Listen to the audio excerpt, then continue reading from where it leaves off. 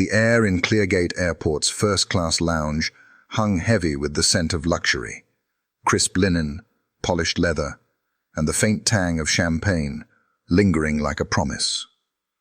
The space gleamed under soft, recessed lights, its marble floors reflecting the tailored silhouettes of passengers who moved with the ease of those accustomed to privilege. Crystal glasses clinked softly at a private bar, and the low hum of murmured conversations formed a rhythm, steady and exclusive, like a members-only symphony. Yet, as Emily Harris stepped into this sanctum, pulling a modest navy suitcase behind her, that rhythm faltered. Every pair of eyes turned, not with welcome, but with a silent question that cut sharper than any word. Emily's grey cashmere sweater clung softly to her frame, its simplicity a stark contrast to the tailored blazers and designer scarves around her. Her pressed slacks and low-heeled leather shoes whispered practicality, not extravagance. Her hair, pulled into a neat bun, framed a face calm and composed, her dark eyes steady as they scanned the priority line ahead. She gripped her phone, its screen displaying an e-ticket that glowed with quiet authority. First class, Zone 1. She belonged here, but the weight of a dozen gazes told her otherwise. The lounge was a theater, and Emily had unwittingly taken center stage.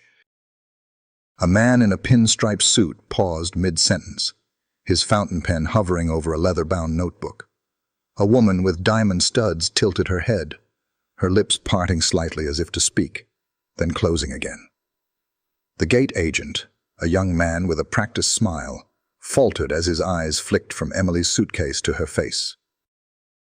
No one spoke, but the silence was a language of its own, a cold, invisible wall that separated her from the rest. Emily felt it, a familiar pressure against her chest, but she did not flinch. She had walked through such walls before. At the security podium, Patricia Coleman stood like a sentinel, her broad frame encased in a navy suit that strained at the seams. Her flushed cheeks contrasted with the starched white of her blouse, and her eyes, sharp and unyielding, locked onto Emily with the precision of a hawk spotting prey. Patricia was the senior aviation supervisor, a woman who thrived on control, her authority woven into the very fabric of this lounge.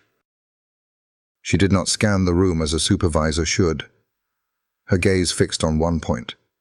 The black woman at the back of the line, standing quietly, unapologetically, in a space Patricia's mind had already deemed unfit for her.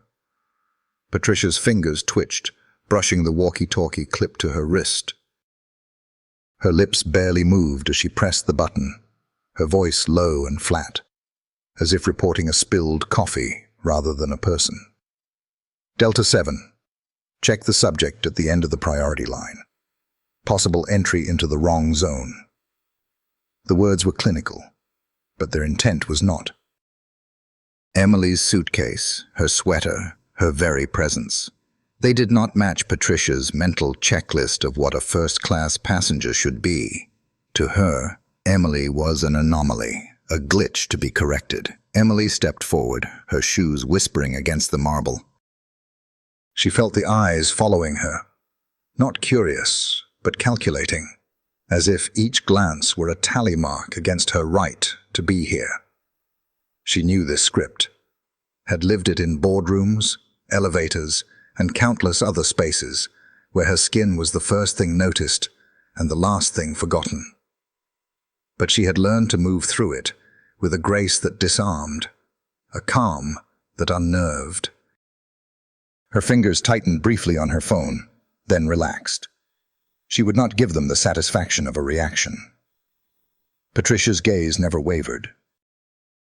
She leaned slightly forward, her eyes flicking from Emily's suitcase to her shoes, then to the phone in her hand. Nothing was wrong, yet everything was. The ticket was valid, the boarding pass clear, but Patricia's mind had already rendered its verdict. She tilted her head, a subtle signal to a nearby staff member, a young woman with a nervous smile. Handle it, Patricia's gesture seemed to say, though her lips remained still. The staff member hesitated, then stepped toward Emily, her hand outstretched as if to guide her away.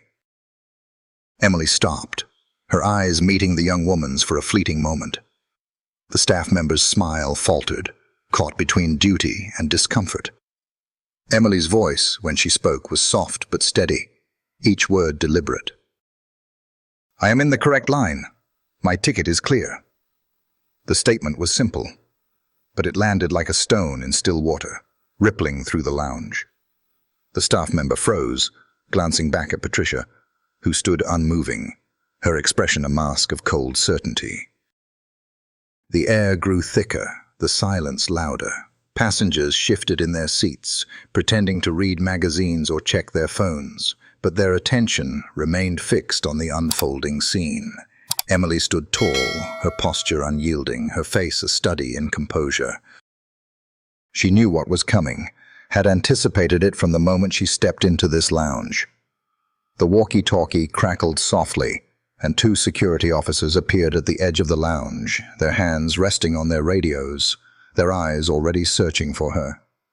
Emily's heart beat steadily, a quiet drum against the rising tide of scrutiny. She was not afraid, not of the officers, not of Patricia, not of the eyes that judged her. But she was aware, acutely so, of the power she held in her silence, in the truth she carried.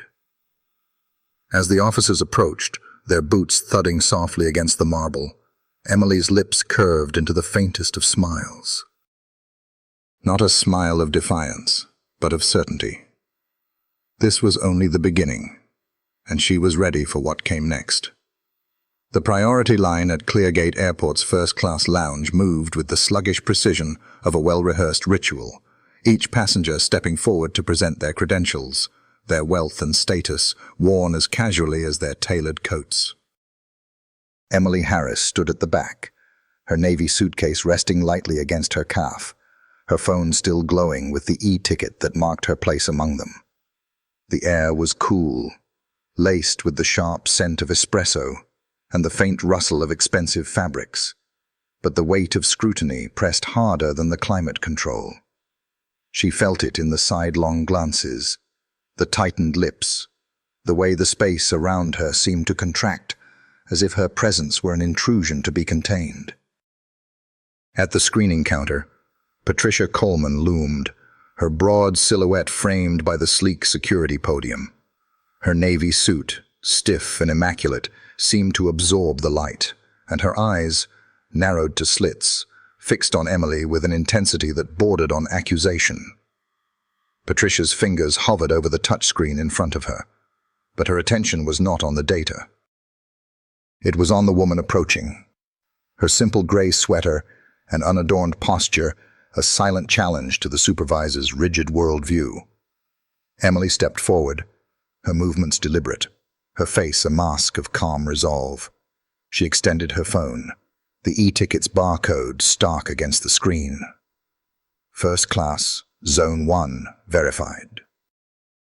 Patricia's gaze flicked to the phone for less than a heartbeat, her lips pursing as if the sight of the ticket were a personal affront.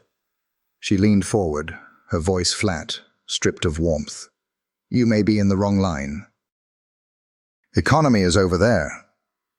The words were not a question but a command, delivered with the casual authority of someone accustomed to being obeyed.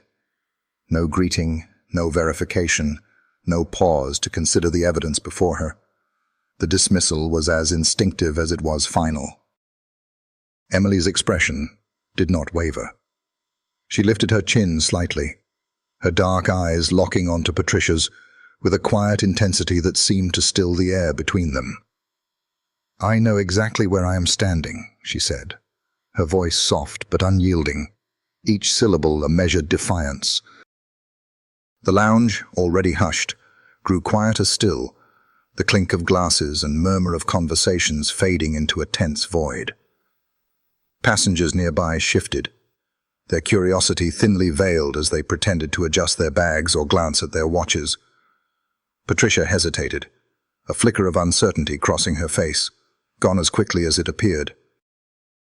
Her lips curved into a smile, cold and sharp, like the glint of a blade in dim light. She did not argue. Instead, she tilted her head toward a nearby staff member, a young woman with a clipboard and a nervous energy that seemed to vibrate in the air. The gesture was subtle, a flick of the chin that carried the weight of an unspoken order. Remove her.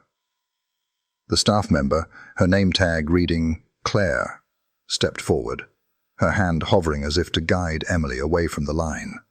Emily did not move. She stood rooted, her suitcase a silent anchor, her eyes shifting briefly to Claire's face. The young woman's smile was strained, her fingers twitching against the clipboard as if unsure whether to proceed. "Ma'am, if you could just step aside," Claire said, her voice barely above a whisper, her eyes darting to Patricia for reassurance. Emily's gaze softened, not with pity, but with understanding. Claire was a cog in a machine, caught between duty and the discomfort of a moment she did not fully comprehend. "I am not stepping anywhere," Emily said, her tone even, her words carrying a clarity that cut through the lounge's artificial calm. "My ticket is valid. If there is an issue, I would like it explained." The statement was not loud, but it resonated, a challenge wrapped in composure. Claire froze, her hand dropping to her side, her face flushed with the weight of indecision. The other passengers, no longer pretending disinterest, watched openly now, their silence a mix of curiosity and unease. Patricia's smile vanished. She leaned forward, her voice dropping to a murmur just loud enough for Emily and Claire to hear, its venom cloaked in professionalism. "Another reward point upgrade," she said, her eyes flicking over Emily's sweater and shoes. "Thinks a seat means she belongs here." The words were a poisoned dart, meant to sting, to diminish. They hung in the air, sharp and deliberate, a verdict on Emily's worth based on nothing but the color of her skin and the modesty of her attire. Emily heard every syllable, felt the weight of them like a stone pressed against her chest, but she did not flinch. Her face remained still, her eyes fixed on Patricia, who seemed to expect a reaction: anger, embarrassment, retreat. Instead, Emily's lips parted slightly, and she spoke, her voice low and steady. "If belonging is measured by points, perhaps you should check your own balance." The retort was quiet, almost gentle, but it landed with the force of a thunderclap, its implication clear. Patricia's authority was not as absolute as she believed. The lounge seemed to hold its breath. Claire stepped back, her clipboard clutched to her chest, her eyes wide with the realization that something larger was unfolding. Patricia's face tightened, her jaw clenching as if to swallow the words she could not speak. For a moment, the two women stood locked in a silent standoff, the air between them electric with unspoken truths.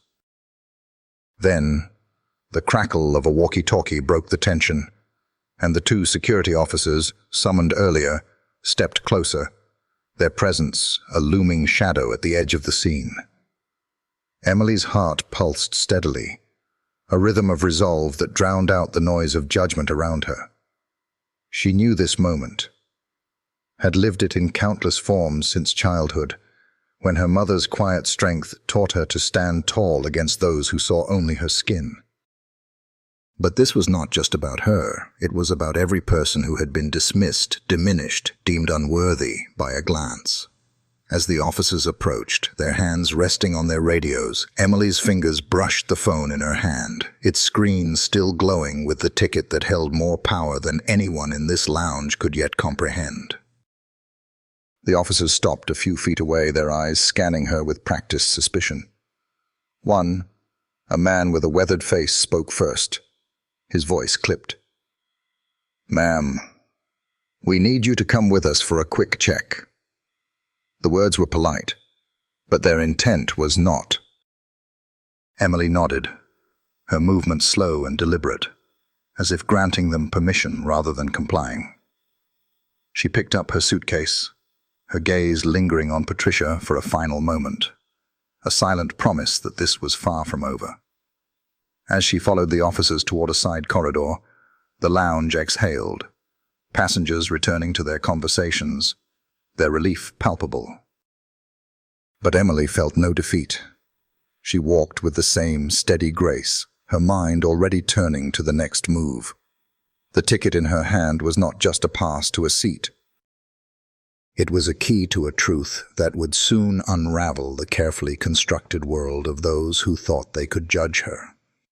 The corridor leading from Cleargate Airport's first-class lounge was a stark contrast to the opulence left behind. Its walls, painted a sterile gray, absorbed the dim fluorescent light, and the air carried a faint metallic tang, as if the space itself were holding its breath.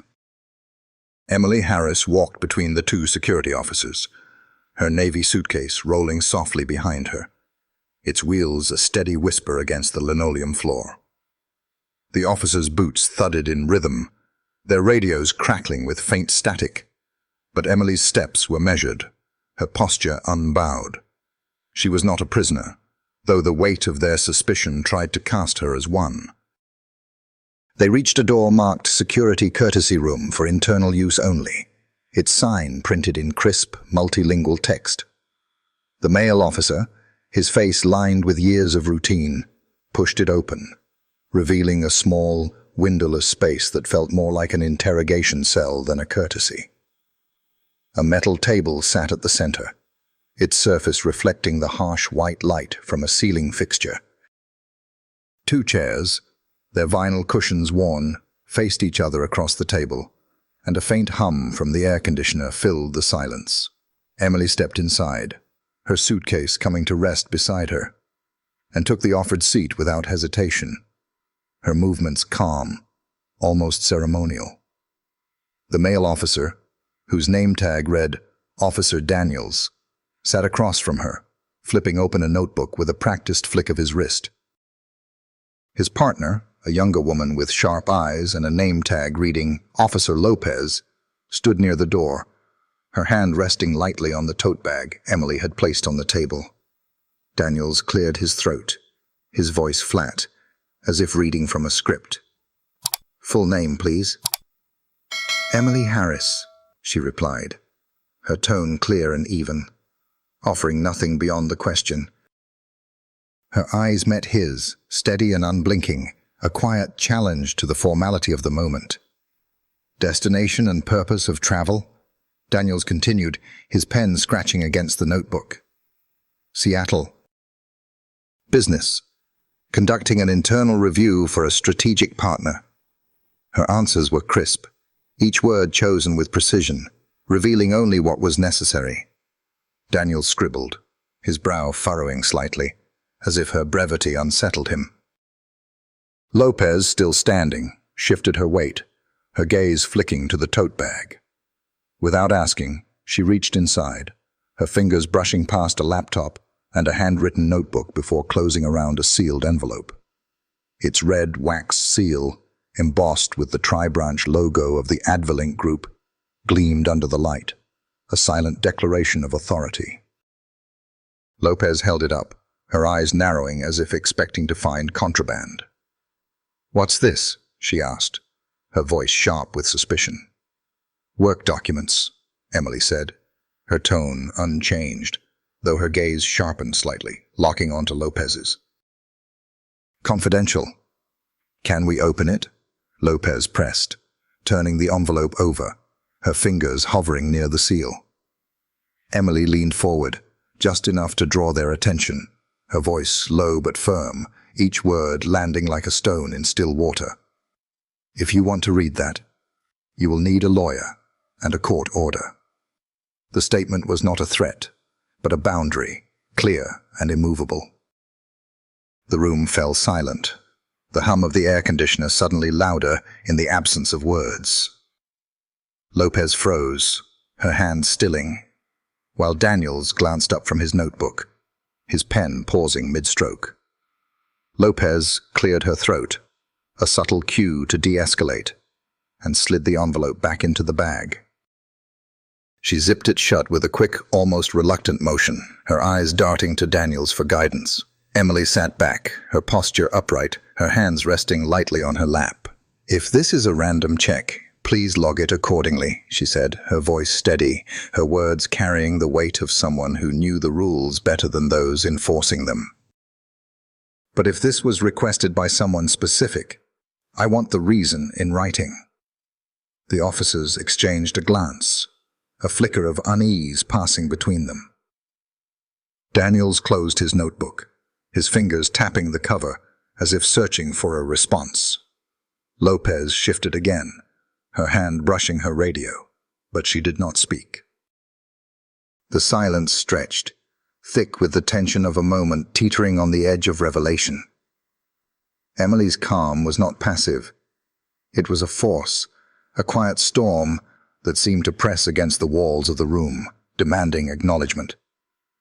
Outside, in the security camera control hub, Patricia Coleman sat slouched in a leather chair, her fingers buried in a bag of pretzels. Her eyes were locked on a monitor displaying the courtesy room, her jaw moving slowly as she chewed, her face a mask of quiet satisfaction. To her, this was routine, a problem identified, isolated, and handled. She did not see the second camera, mounted discreetly in the corner of the lounge, its lens capturing every moment from her initial command to this very scene. Its feed, unconnected to the airport's internal system, was a silent witness to her actions, recording the truth she believed no one would see. Inside the room, Daniels finally spoke, his voice softer now, tinged with the faintest hint of deference. "We will log it as a random check, Ms. Harris. You are free to go." He stood, gesturing toward the door, his earlier suspicion replaced by a cautious neutrality.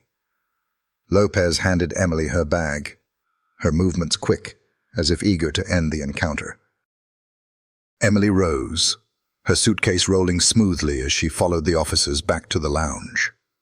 The corridor felt colder now, the air heavier with the weight of what had transpired. She did not look back, did not slow her steps, but her mind was alight with clarity. This was not just a test of her resolve. It was a trial of the system itself, and she held the power to decide its outcome. As they re-entered the lounge, the familiar opulence greeted her, the clink of glasses, the rustle of silk, the scent of wealth. But it felt hollow, a facade masking the prejudice she had just faced. Patricia was still at the podium, her eyes narrowing as Emily emerged, the security officers trailing behind. She said nothing, her lips tightening into a thin line, but her gaze was a challenge, a silent demand for Emily to falter. Emily met it with a steady look of her own, her face calm, but her eyes burning with a truth Patricia could not yet comprehend. She handed her ticket to the gate agent, a soft green beep confirming her place. Valid. She stepped toward the boarding gate, the weight of every stare following her, but her heart was steady, her purpose clear. As she crossed the threshold into the first-class cabin, the air grew colder. The cream leather seats and crystal glasses, a stark reminder of the world she had entered. But Emily was not here to claim a seat.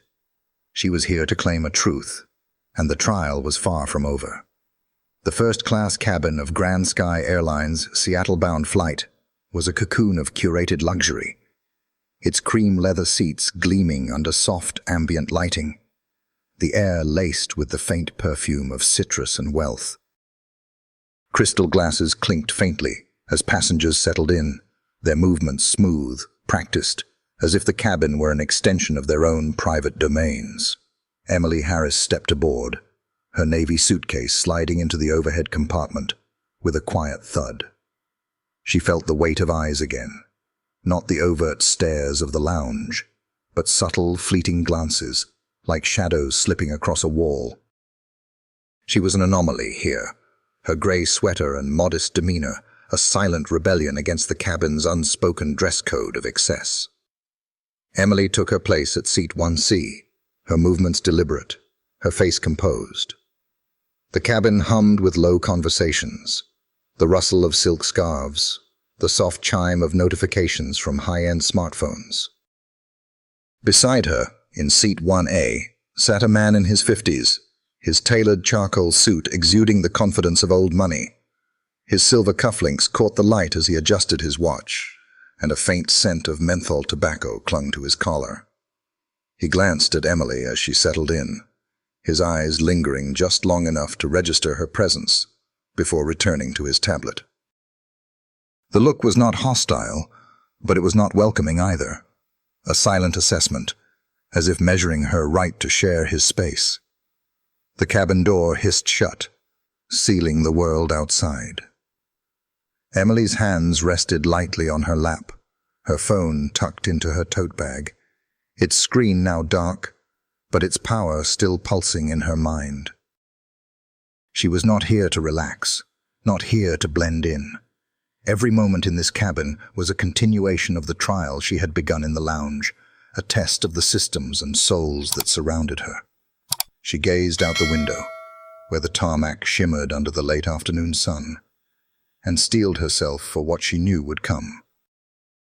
The chief flight attendant, Kelly Coleman, emerged from the galley, her navy uniform crisp, her blonde hair pulled into a severe bun that mirrored her cousin Patricia's authoritative demeanor. The resemblance was unmistakable. The same sharp cheekbones, the same cold efficiency in her movements. Kelly moved down the aisle, her tray laden with hot towels and champagne flutes, her smile a practiced mask that warmed for each passenger she served. She paused at row 2, offering a towel with a deferential nod, then at row 1, where the man in 1A accepted his with a curt grunt. But as she reached Emily's row, her steps slowed, her hand shifting the tray aside. She passed without a word, without a glance, her silence a deliberate erasure. Emily's chest tightened, a familiar ache rising from years of such slights, but she did not react. She had learned long ago that anger was a luxury she could not afford, not yet.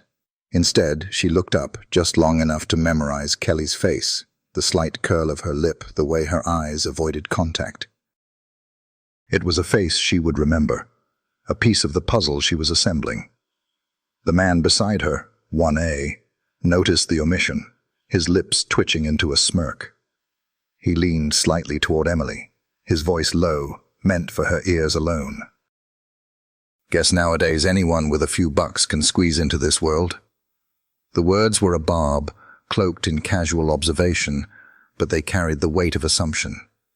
Emily turned her head, her eyes meeting his with a calm that seemed to unsettle him. "You think money is all it takes to sit here?" she asked, her voice soft but piercing, each word a challenge to his worldview. The man blinked, caught off guard, his smirk faltering. Emily's gaze held steady, her lips curving into a faint, knowing smile. "If it were that easy, do you think I would still need money to get here?" The question hung between them, unanswered, its implications sinking into the silence. The man shifted in his seat, his fingers tightening around his tablet as if retreating into its glow. Emily turned back to the window, her heart steady, her mind sharp. She knew the game, had played it since childhood, when her mother taught her to navigate a world that judged her before she spoke. But this was no longer about navigating. It was about dismantling, and she was only beginning. Kelly returned, her tray now holding water glasses. She placed one on the man's tray with a polite nod, then set another on Emily's without a word, her movements mechanical, her eyes fixed on some distant point. No towel, no menu, no acknowledgement. Emily did not protest. She knew that any complaint would be twisted, her words weaponized against her. Instead, she took the glass, her fingers brushing the cold condensation, and sipped slowly, her gaze drifting to the cabin around her. Passengers sipped champagne, scrolled through emails, lost in their own worlds, oblivious to the trial unfolding in their midst. The plane's engines rumbled to life, a low vibration that thrummed through the cabin. Emily felt it in her bones, a reminder of the journey ahead, not just to Seattle, but through the layers of prejudice she was here to expose. She thought of the envelope in her bag, its red wax seal a silent promise of power, and of the message she had yet to send. Every slight, every glance, every word was evidence, and she was collecting it with the precision of a surgeon. As the plane taxied toward the runway, the man in 1A adjusted his seatbelt, his earlier bravado replaced by a studied indifference. Kelly moved through the cabin again, checking overhead bins, her efficiency a shield against the tension she had created. Emily watched her, noting the slight tremor in her hand, the way her eyes avoided row 1. It was a crack in the facade, a hint of doubt that Emily filed away for later. The cabin lights dimmed, and the plane surged forward, lifting into the sky with a grace that belied the weight of its passengers' assumptions. Emily leaned back, her eyes closing briefly, not in surrender, but in focus. She could feel it, a shift in the air, a gathering storm that no one else sensed. Something was coming, and she was its catalyst. The trial was not over. It was ascending, and the skies ahead were anything but clear. The first-class cabin of Grand Sky Airline's flight to Seattle hummed with a deceptive calm, its cream leather seats cradling passengers who sipped champagne and scrolled through emails, oblivious to the undercurrent of tension coiling around row 1.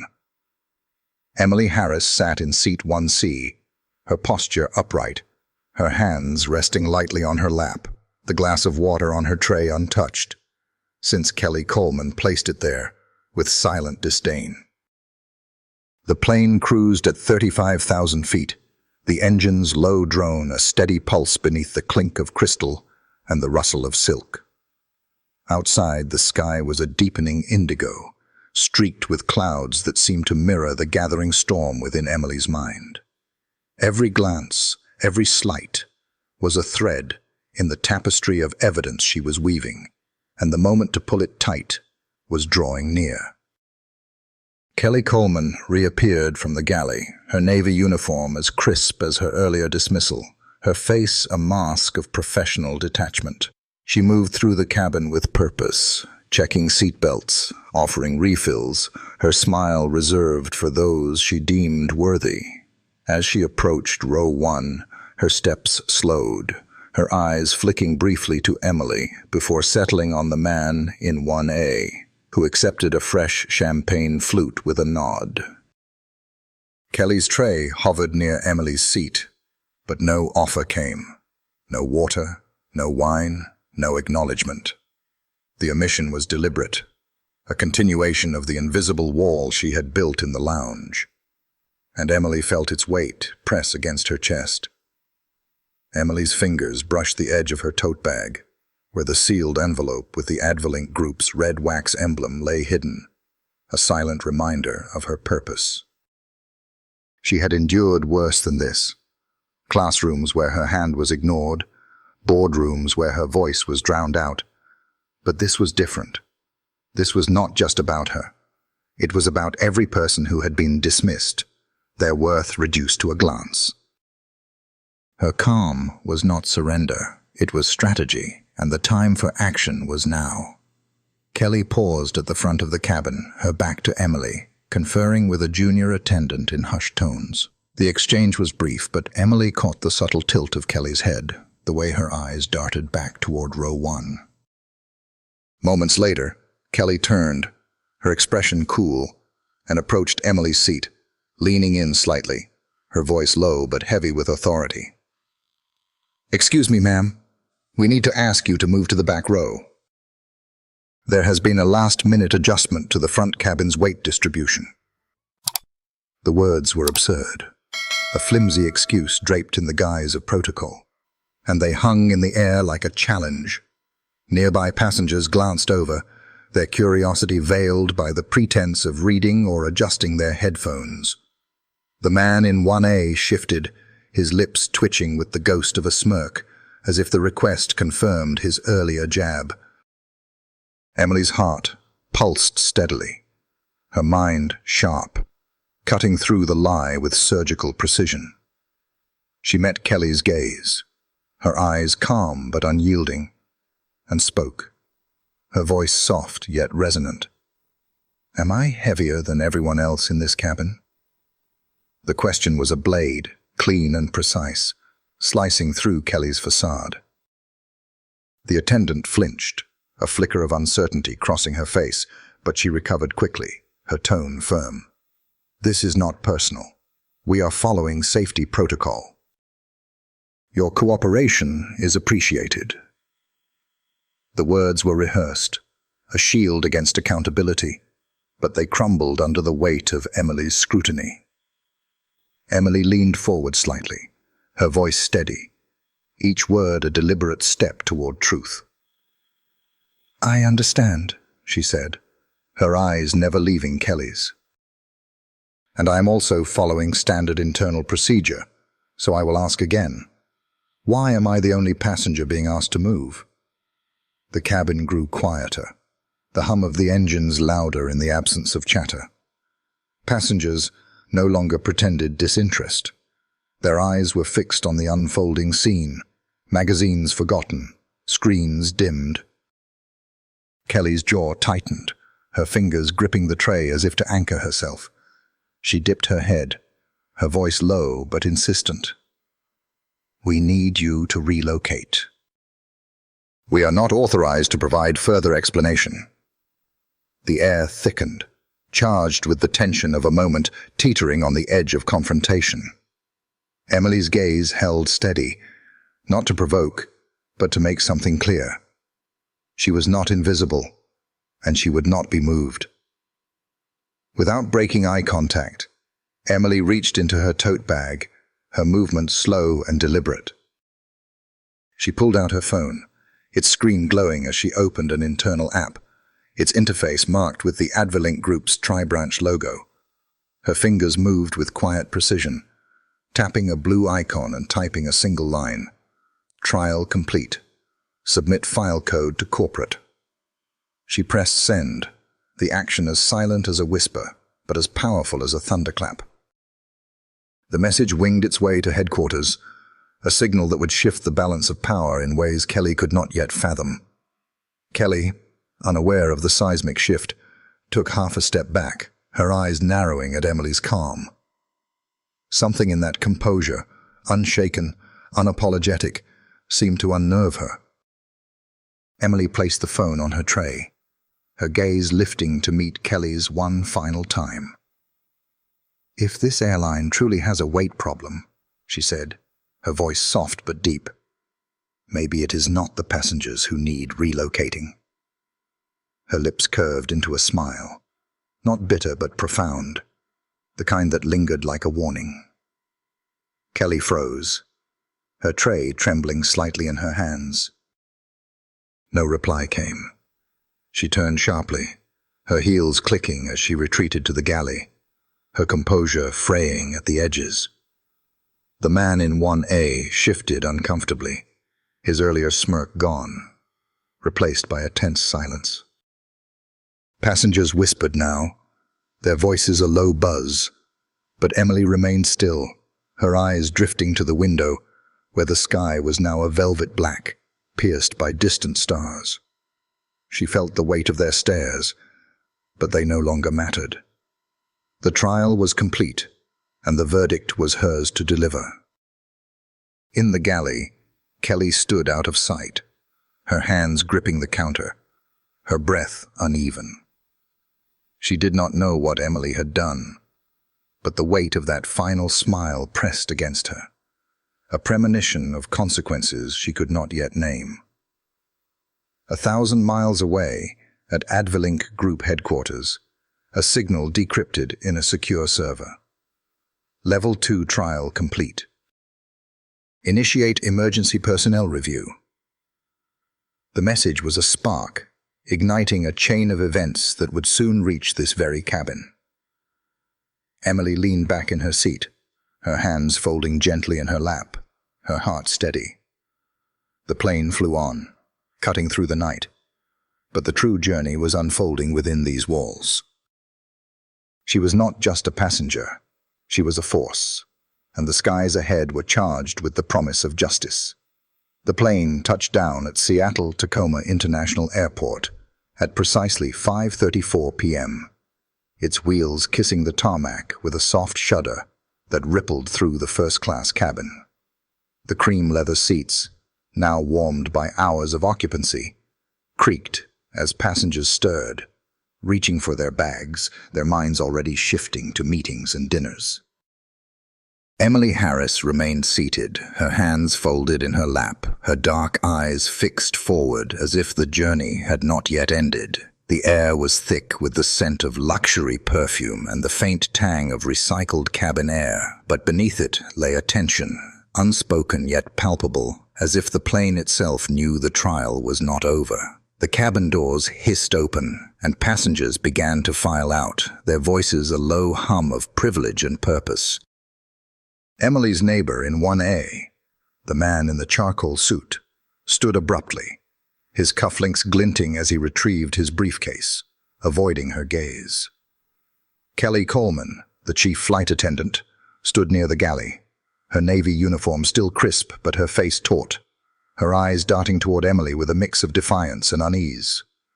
Emily felt the weight of that look, a final thread in the tapestry of evidence she had woven, but she did not react. Her calm was a weapon, honed over years of navigating spaces that sought to diminish her. 3 minutes after the doors opened, a crew member in a navy blazer appeared at the front of the cabin, his expression neutral but his posture urgent. He leaned toward Kelly, whispering something that made her lips tighten. She nodded, then turned to Emily, her voice low but firm, carrying the weight of a command. "Ms. Harris, please come with us. There is a security issue that requires clarification." The words were polite, but their intent was clear, a final attempt to assert control, to cast Emily as the problem. Nearby passengers paused, their curiosity sharp, their whispers like glass shards in the air. Emily stood, her movements slow and deliberate, her navy suitcase rolling smoothly behind her. She nodded slightly, not in submission, but in acknowledgement, her face a mask of composure. As she followed the crew member and Kelly toward the jet bridge, she felt the eyes of the cabin on her, a chorus of judgment she had long learned to ignore. Her heart beat steadily, a rhythm of certainty. This was not an ending, but a culmination, and she was ready. They led her to an internal investigation room just beyond the gate, a sterile space with a dark wood table, swivel chairs, and a digital display glowing faintly on the wall. The room was crowded with authority, the head of security, a wiry man with a clipped beard, a Grand Sky Airlines representative, his suit rumpled from a long day, Kelly Coleman, standing stiffly near the door, and an observer from the Federal Aviation Administration, her notepad open, her expression unreadable. A printed report sat on the table, its title stark. Incident Report.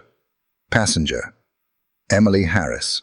Disruptive behavior and non-compliance. Following seat relocation request. Safety grounds. Emily took her seat, her tote bag resting at her feet, her posture upright but relaxed. The room waited, expecting her to react like someone accused, defensive, emotional, cornered, but she did not. She reached into her bag, her fingers brushing the sealed envelope with the Advalink Group's red wax emblem, and pulled it out with a slow, deliberate grace. The room's attention shifted, the air growing heavier as she unsealed the envelope and removed a single page, its premium stock smooth, its silver border catching the light. She looked at each person in turn, her eyes calm but piercing, and began to read, her voice steady, each word a verdict. Emily Harris, Senior Internal Audit Specialist, authorized by the Board of Mergers and Strategic Affairs, Advalink Group. I have been conducting a covert evaluation of Grand Sky Airlines Customer Experience Protocol. Audit Code 9998X. Scope: discriminatory conduct, mid to senior level personnel. The words landed like stones in still water, rippling through the room, silencing breath, stilling movement. The Grand Sky representative opened his mouth, but no sound came. Kelly's face paled, her hands clenching at her sides, the memory of her actions on the flight, now a noose tightening around her. The FAA observer's pen paused, her eyes narrowing with interest. Emily placed the paper on the table, her movements precise, and turned her phone toward the observer, its screen displaying a video feed. The entirety of my random screening at the boarding gate was recorded using a secondary camera network, she said, her voice unwavering. Including Supervisor Patricia Coleman's baseless command to intervene. This domestic flight was part of a Level 3 field trial, and today, Grand Sky has failed. The room was a vacuum, the silence absolute. The head of security shifted, his fingers tapping the table, while the airline representative's forehead glistened with sweat. Kelly stood frozen, her earlier authority crumbling under the weight of Emily's words, her cold seat reassignment now a damning echo. The FAA observer gave a quiet nod, her pen moving again, recording the moment that would reshape the airline's future. The head of security spoke first, his voice strained but deferential. "Ms. Harris, we sincerely apologize for the mishandling you have endured. An internal investigation will begin immediately, and I assure you—" Emily raised her hand, a gentle but firm gesture that silenced him. "I am not here for apologies," she said, her eyes sweeping the room, her voice soft but resonant. "I am here to see if this system is brave enough to look itself in the mirror." The words were a challenge, not just to the people in the room, but to the structure they upheld. Emily leaned back, her hands folding in her lap, her mission clear in the steady rhythm of her breath. Within minutes, an urgent email was dispatched to Grand Sky's executive board, its subject line stark: "Suspend merger negotiations. Internal ethics compliance audit failed." The woman they had tried to escort out of the priority lane held the power to remove Grand Sky from the National Financial Rescue List, and her verdict was final. As the meeting dissolved, the airline representative stammered promises of reform, the FAA observer scribbled final notes, and Kelly slipped out, her face ashen, her steps unsteady. Emily stood, her suitcase rolling behind her, and walked toward the door, her presence a quiet force that lingered in the room like a storm's aftershock. The trial was complete, but its consequences were just beginning, and Emily knew the weight of her silence would echo far beyond this room. The east hallway of Seattle-Tacoma International Airport was a quiet artery, its polished floors reflecting the soft glow of overhead lights, the air carrying the faint hum of distant announcements. Emily Harris stepped into the corridor, her navy suitcase rolling smoothly behind her, its wheels a steady whisper against the linoleum. She had just concluded a private debrief with Advalink Group's regional director, her audit report now a digital pulse racing toward corporate headquarters, its implications already reshaping Grand Sky Airlines' future. The weight of the day lingered in her bones, but her posture remained unbowed, her dark eyes clear, her heart steady with the certainty of a mission fulfilled. The hallway was nearly empty, save for a few straggling passengers and a janitor pushing a cart in the distance. The opulence of the first-class lounge felt like a memory now, replaced by the utilitarian calm of a space meant for movement, not judgment. Emily's gray sweater and pressed slacks blended into the simplicity of the moment, her presence no longer a spark for scrutiny. Yet, as she approached the exit, a figure caught her eye, bent over a desk at the emergency assistance counter, sorting papers with a mechanical rhythm. It was Patricia Coleman, her once starched navy suit replaced by a wrinkled light blue shirt, her shoulders slumped, her name badge gone. Emily slowed, her suitcase coming to a stop. The sight was not a surprise, but it was a reckoning. Patricia's suspension had been confirmed within hours of Emily's report. Her leadership role stripped, her authority reduced to clerical tasks.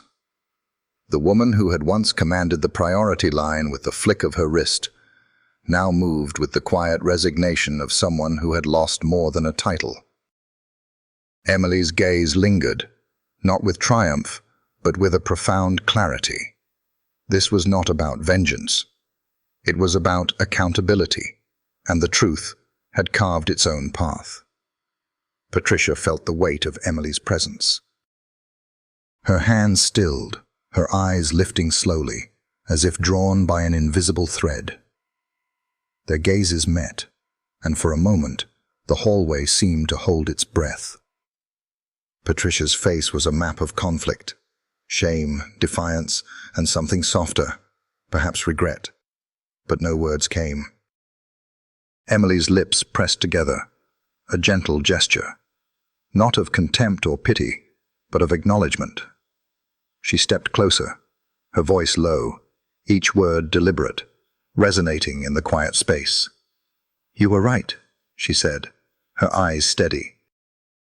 "I do not look like someone who usually sits in first class, because I did not come here to sit. I came to see how many people in this place still know how to act like human beings." The words were not cruel, but they were unrelenting, a mirror held up to Patricia's actions.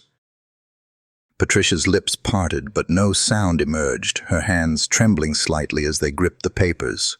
Emily did not wait for a response. She turned, her suitcase rolling again, and walked toward the exit, leaving behind a silence that no one dared to break. The encounter was brief, but its echo was profound. A final note in the trial that had begun in the lounge and ended here, in the quiet truth of consequence. Outside, the Seattle dusk painted the sky in hues of violet and gold, the air cool against Emily's skin as she stepped into the arrivals area. Her phone buzzed softly, a message from Advilink's board. Ethics training program approved. Implementation begins next quarter. Your design.